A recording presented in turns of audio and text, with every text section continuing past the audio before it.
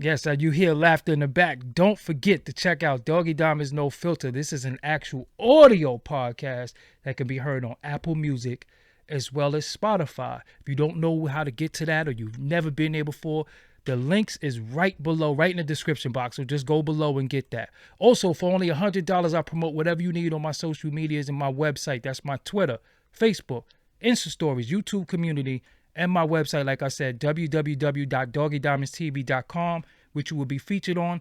Hit me up on Instagram at Doggy Diamonds for your promo. Serious inquiries only. See, I almost messed that up. Serious inquiries only.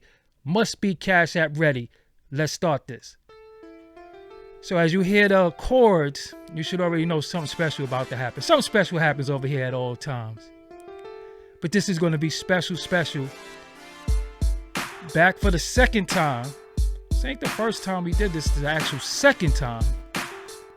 The second time. I'm gonna bring him on the screen, man. We ain't even gonna do no long intro, man. We just right on the screen. We just gonna chop it up real quick, right quick for y'all. Here we go. I'm Doggy Diamonds. Introduce yourself to the people. Oh man, I'm your brother Mike Geronimo. What's up? Actual facts. My brother Mike Geronimo. Actual factual. So the last time you was here, unfortunately, that moment we were speaking, X passed away. So we had to cut the interview. Yeah, rest in peace to X. So we were supposed to do this again anyway, and then all of this stuff took place. Irv Gotti, Drink Champs. Did you see the interview? For the most part. I watched it, like, I think I saw it in intervals. So I saw the initial part that I was mentioned, like, on one day, and then the following day, that's when I saw, like, the all out, whatever you want to call it, like the next day. What is your relationship with Irv? It's non-existent. I mean, at this point, definitely it's non-existent. Reason why I'm asking that is because y'all did something historical together. It can't be taken out of history. The first time I saw you, shit's real. Like, who is this? I heard it on the radio first. So, like I told you before, I heard Free sample. I never knew how I could catch Free. So the fact that somebody sampled and caught it, I was like, how you do that? So I'm sitting there studying, but then I heard this smooth flow come across. I'm like, Mike Geronimo. I'm like, wait, Native American or something like that? So I didn't know where to get. So when you were saying Flushing, Queens, I'm like, Queens? Oh, wow. So you out on the scene, then Video Music Box debuts this video. So I'm like, okay, this is Mike Geronimo. But in the video, I noticed it was a kid, light-skinned kid, with an afro next to you, clapping mad hard, doing that, which in turn ends up being DJ Irv. That's his name at the time, which become the infamous Irv Gotti. At what point did your relationship become sour? Because I didn't know. Like, it's a lot I want to unpack here, but what point was your relationship sour to you? Because was it sour to you, or just y'all just didn't work together no more? I'm trying to accurately recall, like, because it's like a two-part question. Okay. In the sense of, all right, y'all doing business. Y'all do this album. Yeah, and I'm trying to decide, like, when in myself I started to feel like, okay, things is kind of going left. I think for me, it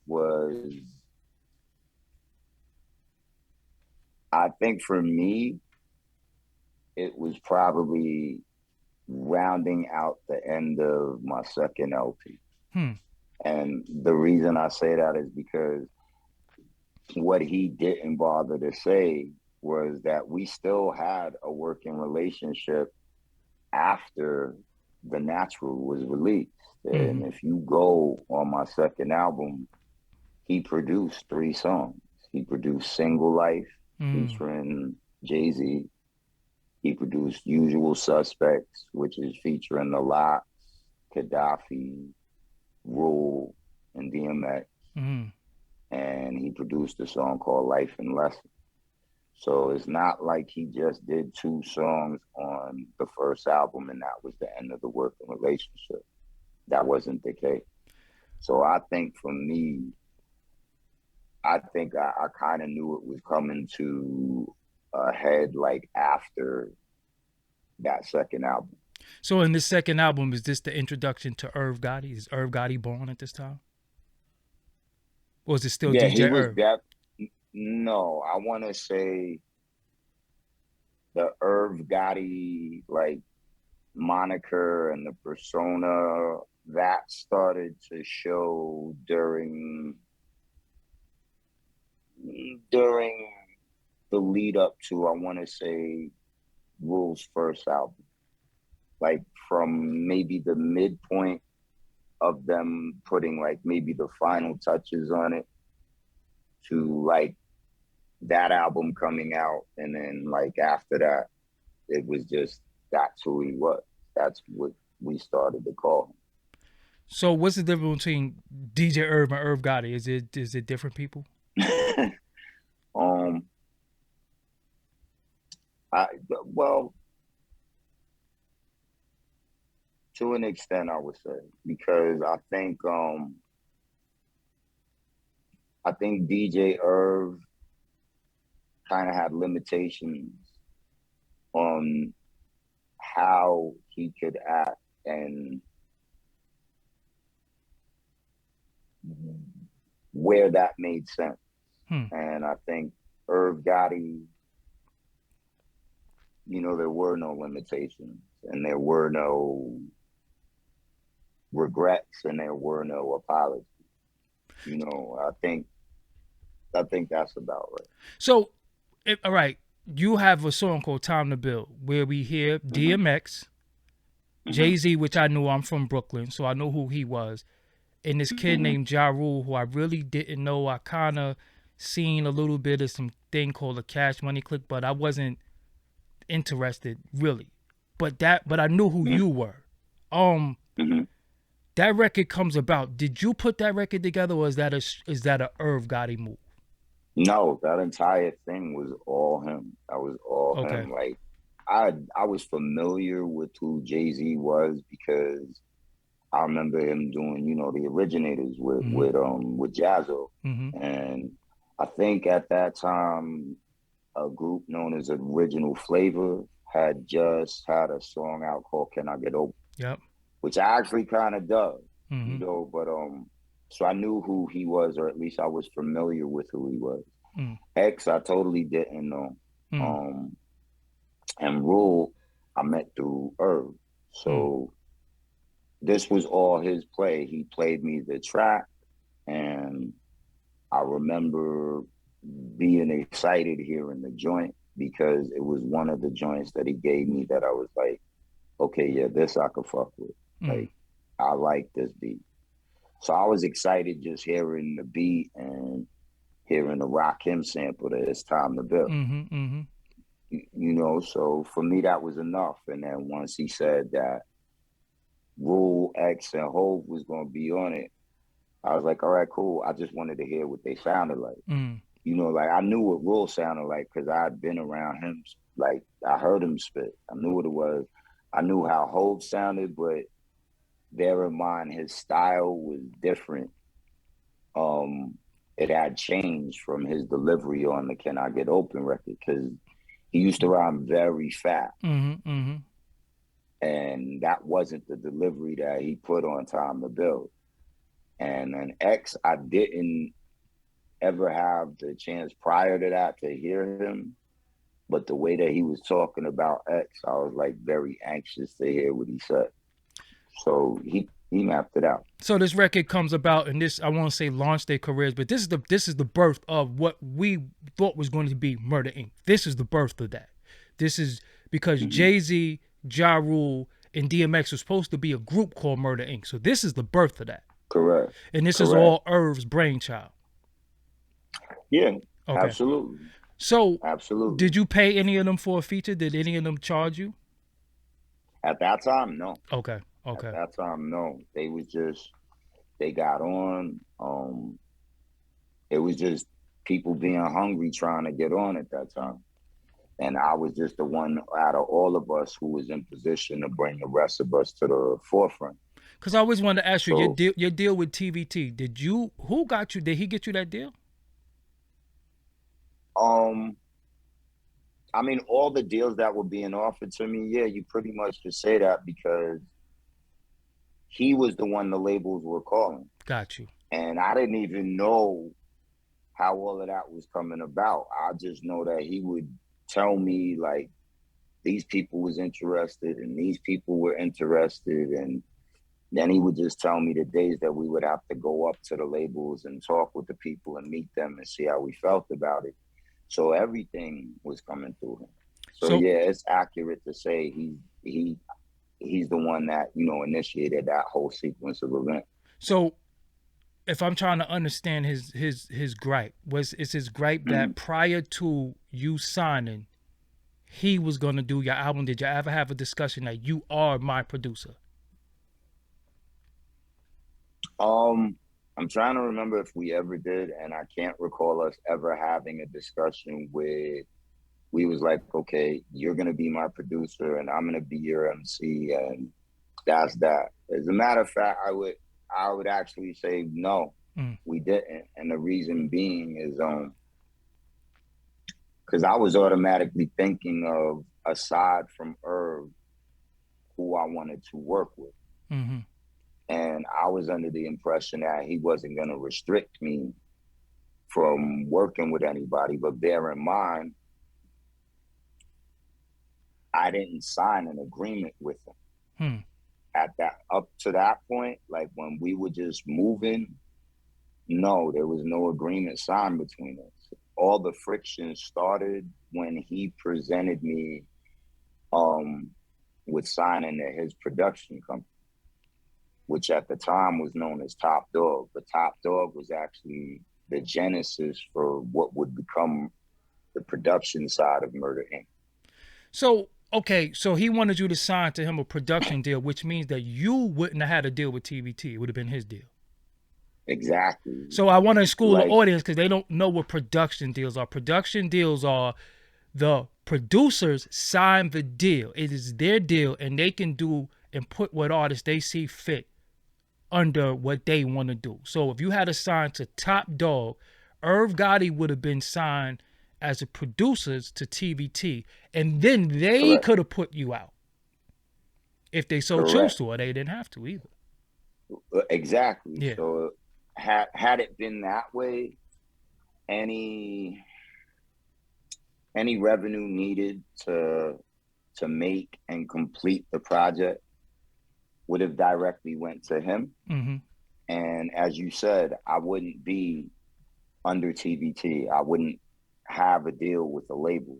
I would have a deal via the production company, which has a deal with the label. So I would have been distributed by TVT, but ultimately it would have been distributed by TVT under Top Dog. Mm-hmm. So he went at far along into. So before you signed the TVT, he offered you a production deal? It was very, very, I think what it was in hindsight, and my memory may not be 1,000% accurate. I want to say it's more than likely that it's closer to being accurate than as opposed to not. But I think in hindsight, looking back now, I think everything moved super fast. Mm-hmm. And I think that we were presented with offers from 3 different labels. We sat with TVT, and that felt good, that meeting. And then I think the dilemma was, because he didn't present the production to me sooner, he kind of tried to rush me into it because he knew that it was a matter of days before we closed with TVT. So he kind of... So you already got an offer. You got an offer from TVT. Absolutely. So he tried to say, don't take that offer, take this deal with me. What he did was we went to TVT, we sat with Steve Gottlieb, we had a good meeting. He explained to me it would be best for us to go there because they were independent label with money, and I would be the first artist on an independent label. Now, mind you, he's explaining the pros to signing with the label, but he's also saying, I need you to sign this production deal. So it's really no reason for you to explain to me what I would be under the label, because I wouldn't technically be signed to them. But he was explaining that out of all these houses, this was the best opportunity. So I think that because TVT was itching to go, and I think that because the timing was everything, he kind of tried to ram the production agreement in my face at the time. And you got to bear in mind, I'm like 18, 19, bro. I don't know music, bro. Like, all I know is for myself. All I know is I like rhyming and I like recording. And okay, you say we on a certain, maybe we are, you know. So this gets explained to me through my management, the whole breakdown of me signing to a label as opposed to me signing to a production company, and vice versa. They tell me, okay, if you do this, then you can sign with him, but that label would never, they're not going to give you a dime. Like, anything that they're going to allocate, they're going to send to Top Dog. And then, as it was explained to me, they could give him $100,000 and he can turn around and decide to only give you 2,000. Yeah. Or that's 5,000. How it works. That's how it works. Right. Or nothing. Or $500. Or $100. Or five, or it could be any figure that he decided. And I remember my parents, it was explained to them at the time. And I remember my dad, you know, coming back to me and having a talk with me, and he's like, you know, if you're smart, you don't sign to this deal, this production thing, because you may never get what you're entitled to get. And again, I'm a kid. I don't know any better. Like, and on top of that, our scenario is moving at 1,000 miles per hour. I mean, like, it went from 0 to 100 real quick. And Shit's Real is on the radio at this time, right? Yeah, like it's on the radio. You know, he shot the video. He got Hype Williams to come out and shoot the video on this little itty bitty camera, and so now everything's accelerated. So that was explained to me, and then it's pretty much what I said on Drink Champs. I actually was weighing all of this out because I was like, I had realized what he had did for me. You know, he was in front of radio stations at 5 a.m, like waiting for every DJ. You know, we would go to any club in New York and he'd be like, yo, Mike, go give DJ such and such the record. Go, you know, we have Freaknik. I see Tupac, and he's like, yo, go get Pac your sticker and your CD and just go talk with him. So it was, you know, we was working. We was old school moving things. So did you feel a loyalty that you had to sign to him, but then at the same token that if I sign to him, I really might be signing my career away? Was that your situation as far as like you're not gonna? I think the pro is signing to my man. The con is this is still business. I think with me, no, I can honestly say I never looked at it like, well, this is VI. Like that just wasn't me as a person. You know, like I said, all of this shit was moving at like 1,000,000 miles per hour, and I'm still digesting the fact like that it's all taken off. You understand what I'm saying, bro? Like, I was like, okay, so maybe I am good at this, or maybe this will turn into something. I think for me, the dilemma was more, do I listen to the advice I'm being given from the people that love me the most in the world versus being loyal to him? You know, because like I said, I do remember all the things that he did. I did take into consideration that, yeah, I didn't press this song up, he did. I didn't shoot this video, he did. But it was a very difficult thing. And he kind of like, I want to say, was trying to pressure me initially to maybe go a certain way, but that wasn't any good because that just resulted in friction between my management, who was actually my cousin, and that side of my squad and him. So let's fast forward. You didn't. Yeah. History shows you didn't sign to him. No, and the reason I didn't is because we were sitting. We went somewhere. We came to my crib, and my stepmother had made us, some food to eat, and we sat at the table and we ate, and we went down to his car, and she said something to the extent of, "Yo, why you letting George and them get between us, me and my management?" And he's like, "Yo, I thought this was me and you. Why you letting everybody tear us apart?" The psychological bullshit that you would say to try to maneuver somebody to be, in your corner and do what you want. I mean, I can say that now because I'm older and I could assess it better because now I've been through all of this shit. And I remember saying to myself, unbeknownst to him, I was like, I know what I was advised to do, but I kind of think I'm going to go against all of that anyway and sign this agreement with him. So I told him, but I just wanted to give myself a little more time to be sure.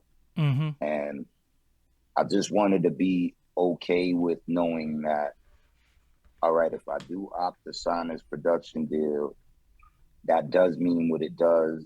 And hopefully I don't get fucked in the end. But I was willing to do that. And it was up until he had turned to me in the car and told me, see, and mind you, all I asked him for was maybe a day or two more to wrap my head around it.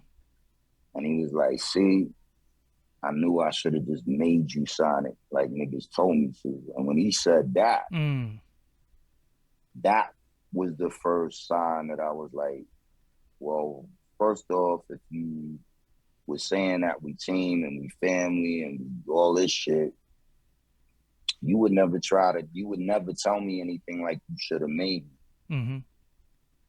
And so I was kind of shocked when he said that to me. And then he said, when he said it, I was kind of like, I kind of felt like he was like you a sucker nigga. I can make you do what I want. And sometimes I ask myself, youthful impetuousness, were you too sensitive about that? But then I'm like, no, it was the way that it was said. Like, I should have just made you. And in my head, I was like, you're not making me do shit. Number one, but just for you to say you should have made me is a red flag in itself. So as it went, after he had said that, I got incredibly turned off about the possibility of signing to the production deal. And I didn't do that. I opted to sign with TBT. So you signed with TBT. Does he get compensated financially anyway in any of this?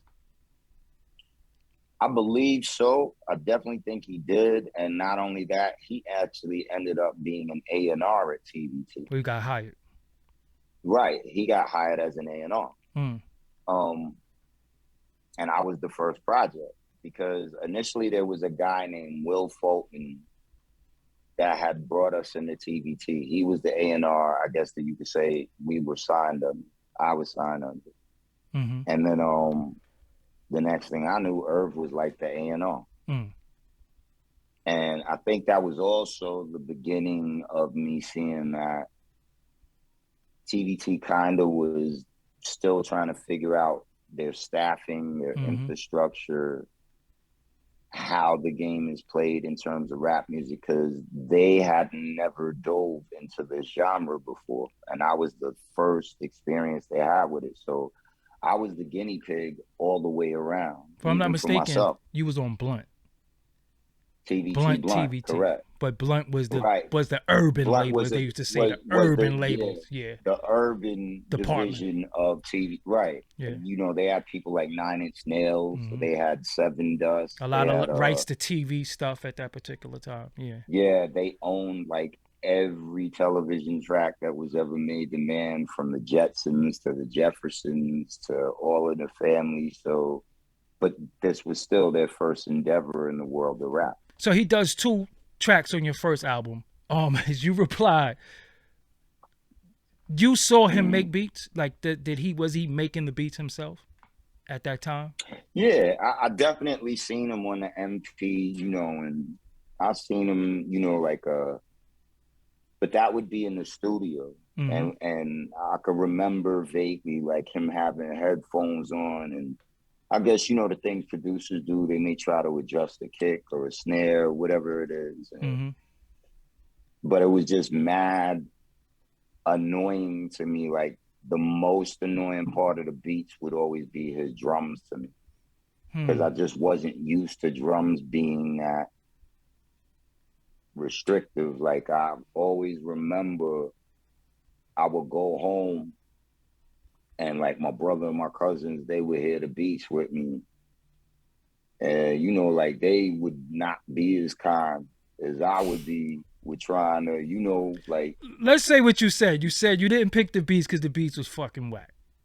Exactly, bro. So my brother and my cousin, them niggas would be like, yo, this shit is garbage, bro. Like, what are you gonna do to that? And I would always be like, yo, why do all his drums remind me of like a wooden soldier marching like this? Like everything was.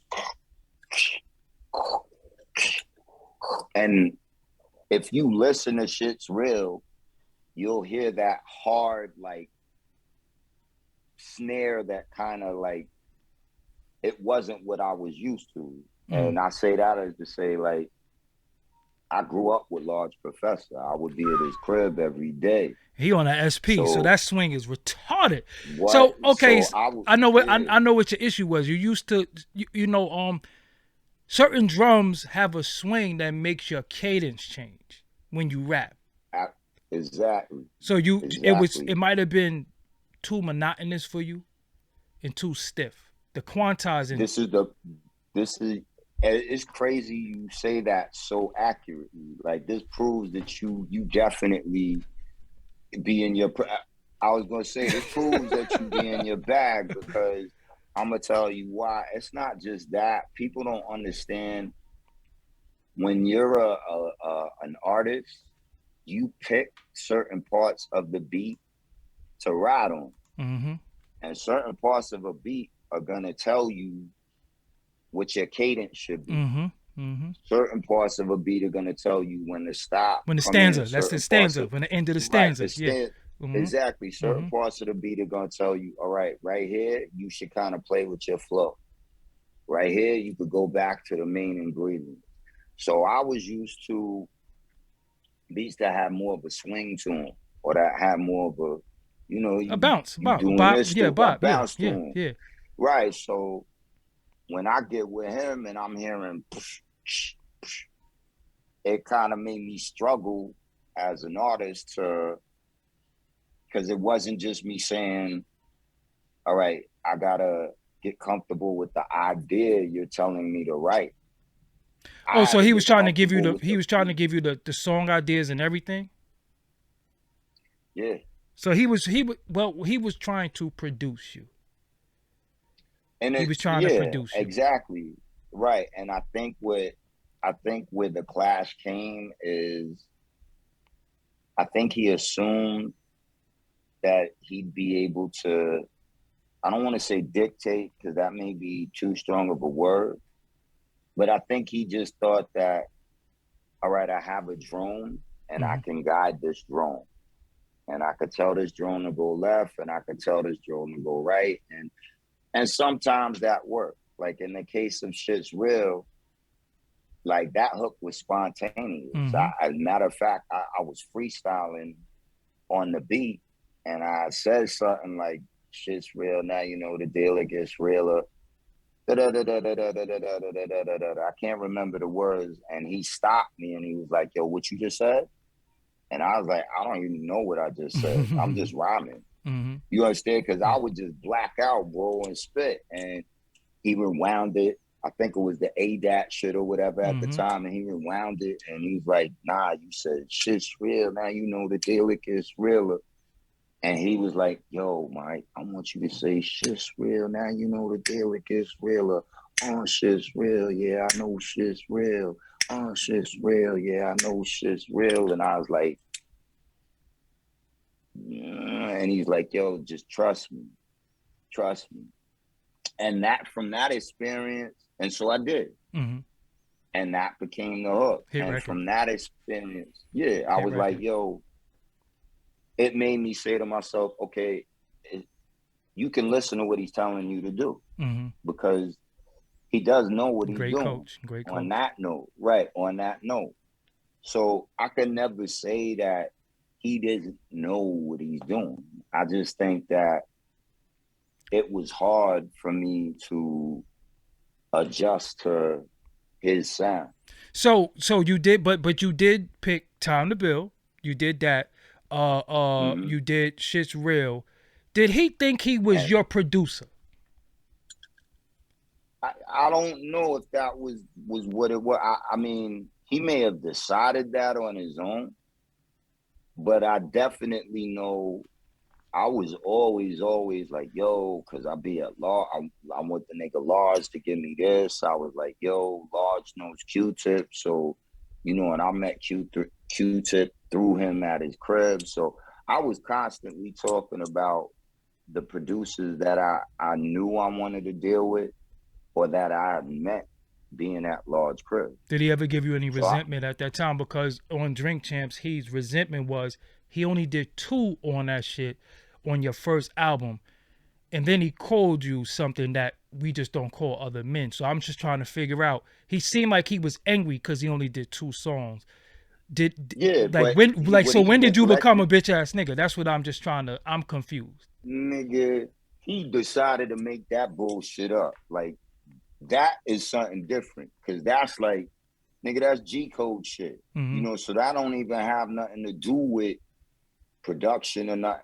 That's what you decided to define me as because you pissed off. What I will say is, early on, I noticed that he would say things about other producers in a negative light. Like, kind of like he had a chip on his shoulder. Like about Large? Like if I was mentioning Large, or if I was like, I mean, he told me that I think they went on tour or some shit like that. I think he was DJing for Jay-Z or some shit like that. And that's how he had got cool with The Rock. If I'm not mistaken, I think that's what he had told me was the genesis of them meetings. Got you. So he knew Large, but if I brought up other producers, he would kind of get like, I don't want to say offended, but you could tell he kind of would be like, well, I'm more concerned about what we doing. Got you.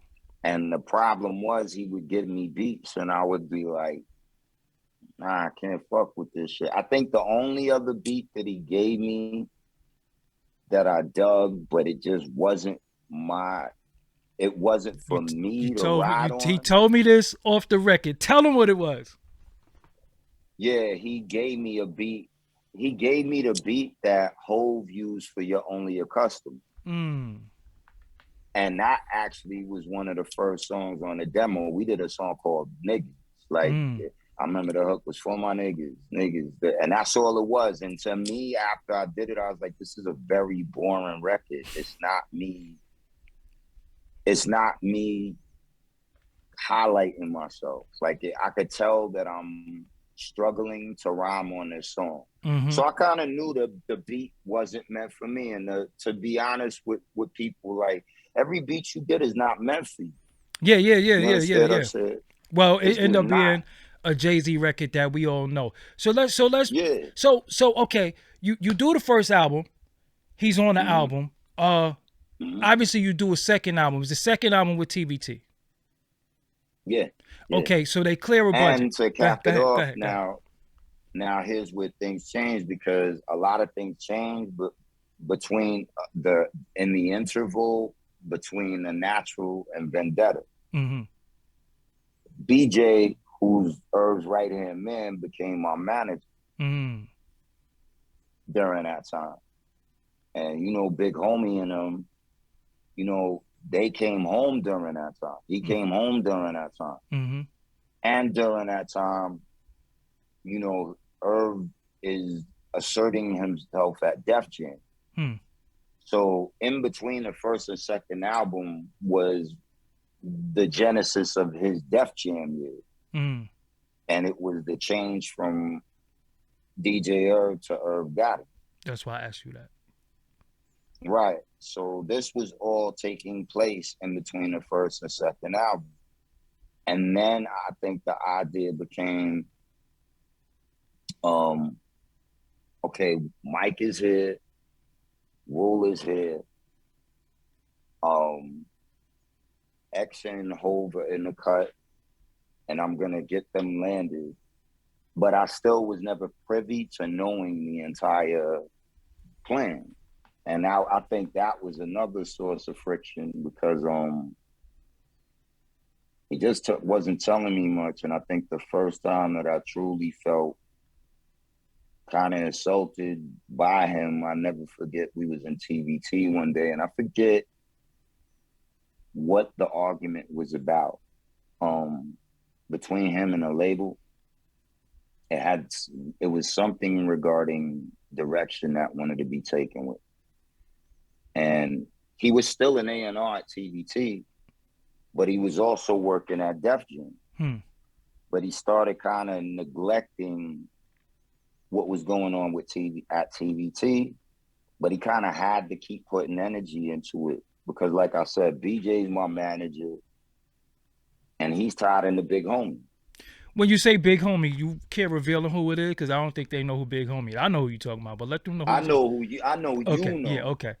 But see, this I'm pointing out is the difference. Like, I don't use Holmes as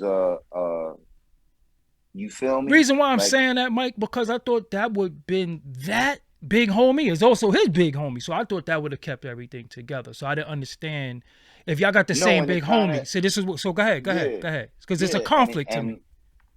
Right, and it kind of, it is very complicated, doggy, because, like I said, BJ was Big Homie's, like his right hand. And me and BJ just ended up clicking.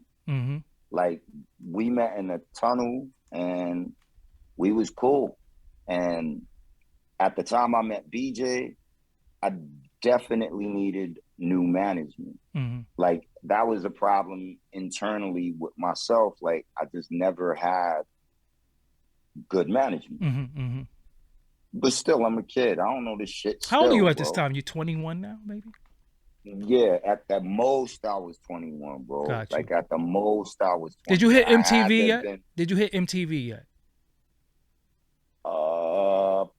Because we have to point out to the world, you was the first one with a reality TV show as we know it. It was the real world. You know what? Go ahead. Right. Because BJ came with me to the Bahamas when MTV was filming a reality series. It's a lot of footage that they didn't show, but MTV was with me for like a month, bro. So, like, them niggas caught me getting locked up. Them niggas caught me doing shows in the Bahamas. Smoking reefer? Yeah. Yeah, all of that. Yeah. But BJ was there with me the whole time. At that point, BJ was my management. Irv is your A&R. And I think Irv is TVT the A&R. is the okay. TVT is the label. Ja Rule is getting ready to take off on Def Jam. When did he leave TVT though? Because it was a point where Ja Rule was there too, with the Cash Money clip. Right now, I try to remember exactly when, because there was a very big legal issue between Def Jam and TVT regarding Ja. And I don't exactly know what the ins and outs of it was, but I do know that it was complicating whatever moves Irv wanted to make regarding Rule or the click. It may have, I want to say, and I'm not going to say I'm 1,000% correct about it, but I believe that Irv was trying to get the whole Cash Money click off of TVT. and I think there was some sort of an issue. And then Did it fuck with your shit? Rule ended. Did it fuck with my shit? Yeah. Nah. I would. Well, I'm Because asking that because Irv is in charge of what you doing, but he's also in charge of what they're right, doing. but what I mean by that is like I was kind of the golden child at TBT. Gotcha. So they never would make things difficult for me, and they never would allow things to be difficult for me. But I mean, realistically speaking, you can't do that if I'm the lead horse out of the stable. Got you. I have to be healthy and able to run because I'm the first horse you let out the stable. So they wouldn't never let anything really fuck with my thing or what I was doing.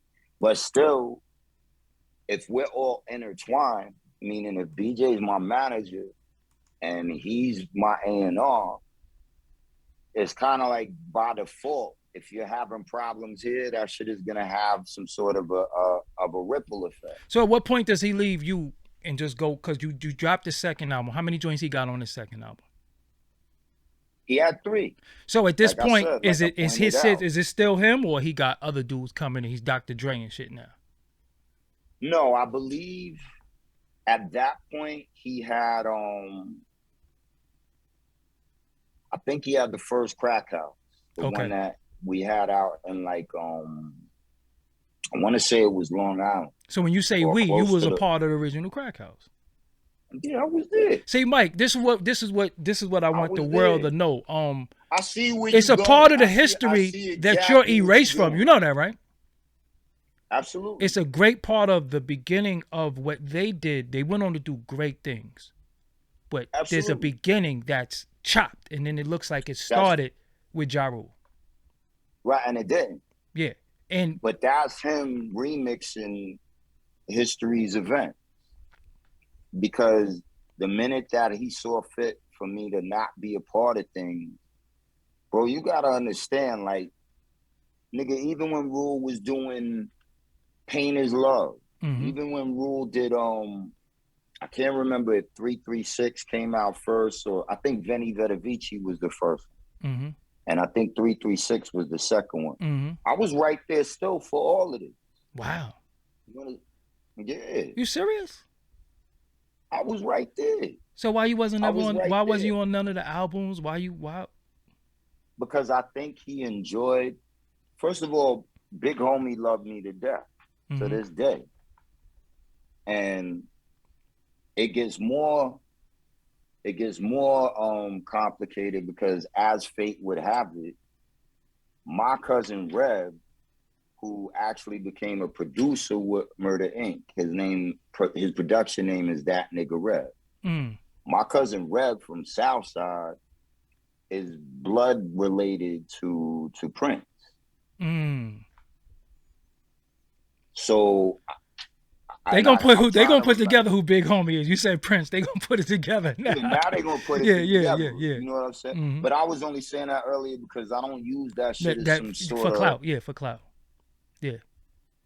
You understand what I'm saying? So my cousin, 6 degrees of separation, we're actually blood related in that sense. My cousin is related to my aunt's like somebody's cousin or whatever named Fergus, which I never, like, it's vague to me. I have to go back and ask my cousin, like, yo, who's Auntie BG and related to da da da. But anyway, it turns out that we blood related. And Red ends up becoming a producer in Murder Inc. stable.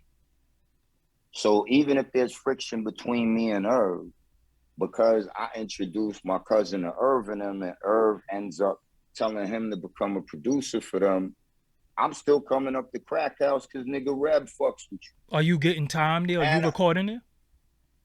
Nah, I'm not recording there at all. Because I want to ask a direct question. There's a time when you're not on TBT anymore, right? Yeah. What I never understood about your career was, why did your career just halt the way it did? Was it something you did, or were you blackballed? Yeah. Were you blackballed?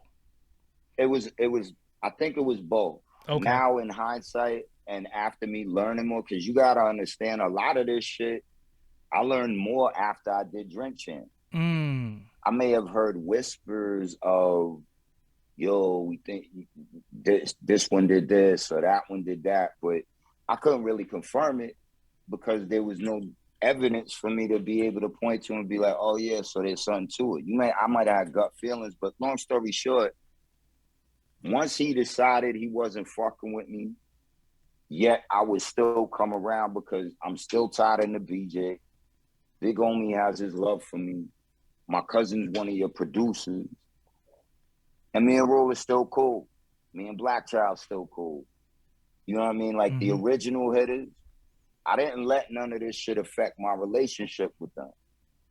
And I had a different relationship with them as opposed to him. And the truth be told, he actually enjoyed when I would come around so that he could rub it in my fucking face. But I just wouldn't let it bother me. Never offered you a situation again? Hell fucking no. Hell no. All right, so you got Jay-Z on your first album. You got DMX. You got Ja Rule. Why wasn't that shit reciprocated for you? You have to ask them niggas. The only one that I know reciprocated it. I mean, Rule kind of did because I ended up doing an independent project with that same cousin who was a producer of Murder Inc. And our other man, Case. Me, Case, and Reb opted to start our own shit called Rebellious. If you go online and you look up Long Road Back, we put that album out. So because we was doing independent shit or striving to, the nigga Irv actually set us up with a meeting with somebody, if I'm not mistaken, named Andrew Shack, who worked at, I want to say Priority. I might be wrong. And this was to land an independent deal. Now, mind you, Chris Gotti had a lot of love for me, Case, and Reb and what we was doing because we wasn't moving like the rest of the niggas. Solid dude. Shout out to Chris Gotti. Solid dude. Yeah, facts. I'm always have love for Chris. Shout out to Chris. I think he saw in us three, like, yo, they got brains on their shoulders. They not just sitting here waiting for a gravy train. They actually want to strike out on their own. And they have a good possibility of doing it because Mike is already asserted as an artist. So we doing the independent thing, and it never made sense to me because this nigga would kind of like be like, all right, I'm gonna set y'all up with Shaq and da-da-da-da-da. I don't think it was because of me, because I think he had his resentment for me at that point. Did y'all ever have an argument? Did y'all ever have an argument? This the wildest part. Because I want to know at what point did you become, did you know he looked at you like a bitch ass nigga? Like, did y'all ever say that? That's what I'm saying. And here, never. And the wild shit, because I remember going to the Ink when the Ink was in the Def Jam building. And I forget what it was in particular, but I think them streets was talking and telling me like this nigga was saying some sideways shit about me or some wild shit about me or whatever. And I think it was somebody who was at a party and they said they was talking to the nigga about, and the nigga said some foul shit. So when I found out, I went up to the Ink on my own, by myself. And I went in his office and I was like, yo, what's up? I heard, you know, we not good. What's the word? Nah, we good. You sure? Because this is not what I hear outside. Nah, my G, we good. We good, my G. You sure? Yeah. So I don't know what kind of fucking game he was playing at that point, but for me, that's when I said to myself, all right, don't make the mistake in calling this nigga your family. He's not. And the person that really tried to hold the dam from breaking was Big Homie. Because he had and has a lot of love for me. And I never forget, and you gotta bear in mind too, a lot of the dudes that I got turned on to, the older dudes, them niggas came to have genuine love for me. So there might have been niggas that we got turned on to, through the network, but they talking to me now on some regular cool shit. And then we developing our own relationships to the point where, nigga, I could go to Miami and I'm good. Like, I was running around in Dade and Broward County and in the bottom and Opelika and all of that shit before any of these most New York niggas knew what all of that shit was. You understand what I'm saying? I knew Trick Daddy, I knew Touche, I knew because of people we was linked to.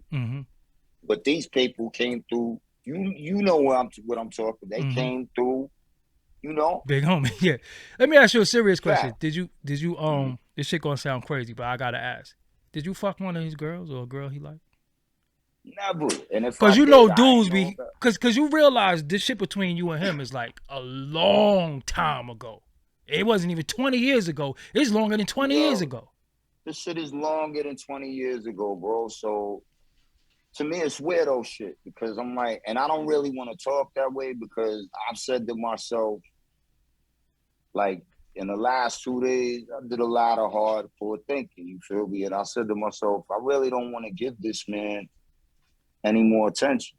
I really don't. Like, nigga, I don't give a fuck what you do. I hate to put it that way and sound it that way, and I don't want the public to be like, oh, you sound bitter. But it's just the truth. He crossed a certain line that changes the dynamic completely. So now I'm like, I don't even want to hear your name. And I damn sure don't want to hear my name associated with yours, but we'll never be able to prevent that because we made history together. What is the mutual friend saying though? Because y'all do got a lot of mutual people. What are they saying? Yeah, we do.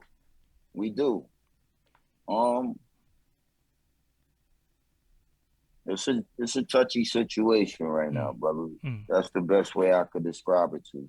It's a lot of people that, so you gotta understand, them niggas left behind once they got hot.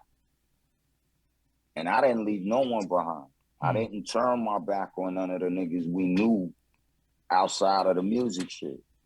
Because these ended up being people that became family to me. So it's a lot of niggas them niggas, we up here, fuck y'all. And I didn't do that. I could still go, to them spots where niggas shot get the fortune or I could still run back home and chill out on a Saturday with everybody and then go to my neck of the woods. You feel me? Reason why I'm asking you this.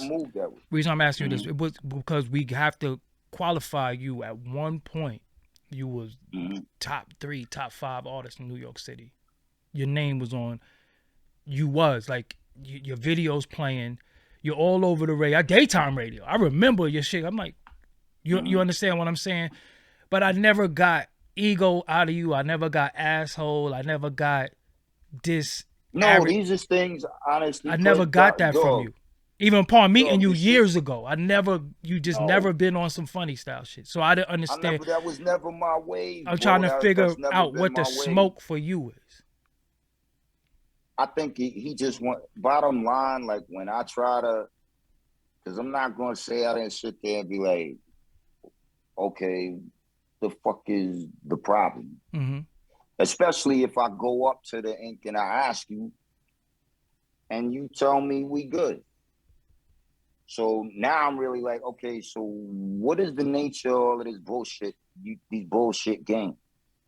You understand what I'm saying? And all I could come up with is the nigga felt, I guess, if I step outside of myself to look at it, can I understand how you might have felt that I didn't believe in you because I didn't like your beats? I could understand how you could deduce that, but that doesn't mean it's the truth. I never said I don't believe in you. I don't like the fucking beats you make, bro. You feel me? So with that being said, hang on, dog, because my battery is like 2 seconds from dying. We gonna rap. We gonna rap because I think we got everything we need to get. I do want to end on this note. When is this album coming? I heard some stuff. Oh, it'll come out. I heard some stuff. Yeah. I heard some stuff in person. When is this album coming? Yeah, it's coming out this year. You probably gonna get the whole project, like I would say, definitely before Christmas time. Without before question. Christmas time. All right. So Without Mike, question. I just wanted you to, give you the opportunity, because a lot of platforms is not going to give you the opportunity. Some will, but some people want to sensationalize the story now, because everybody gonna be calling you now. You know that, right? So you might as well sell this. Nigga, my phone getting berserk Listen, for the last just but plug. for you, my nigga. Yeah, plug the I know. project and plug the Instagram. You know what I'm saying? I'm on Instagram, Yeah, y'all. I'm at Mike Geronimo. I think on TikTok and Twitter is at Real Mike Geronimo. On Facebook, it's the fan page, Mike Geronimo. And you could always go to my website, www.mikegeronimomusic.com. The album is 3016. Shout out to Symphonics.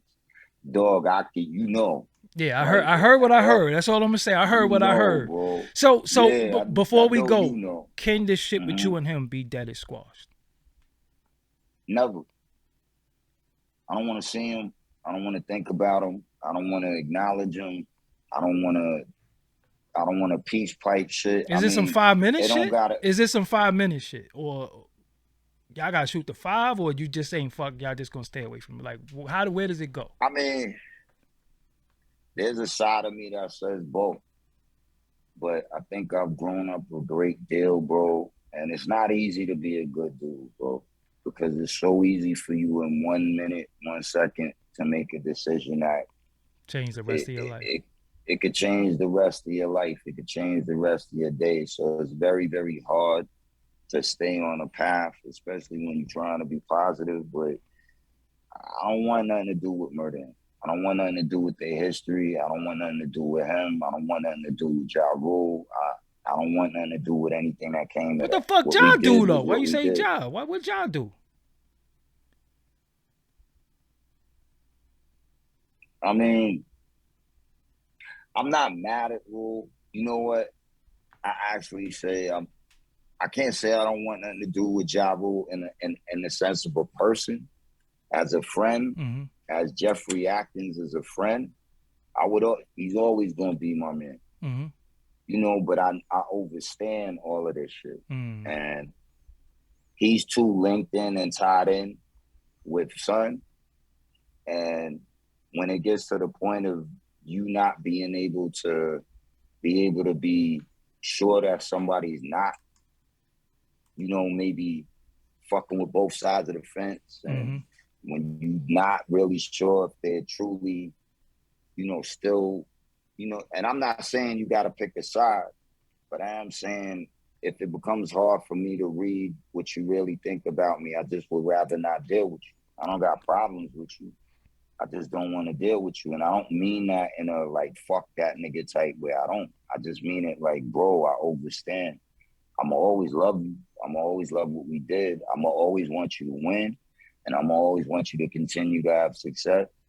But that's too close to fucking with him. Right. And I don't want nothing to do with it. You know, so. That's it, man. Mike, I'll call you later on. Thank you for joining me today. Until next time. I love you, bro. Love you too, bro. We out. Peace. One.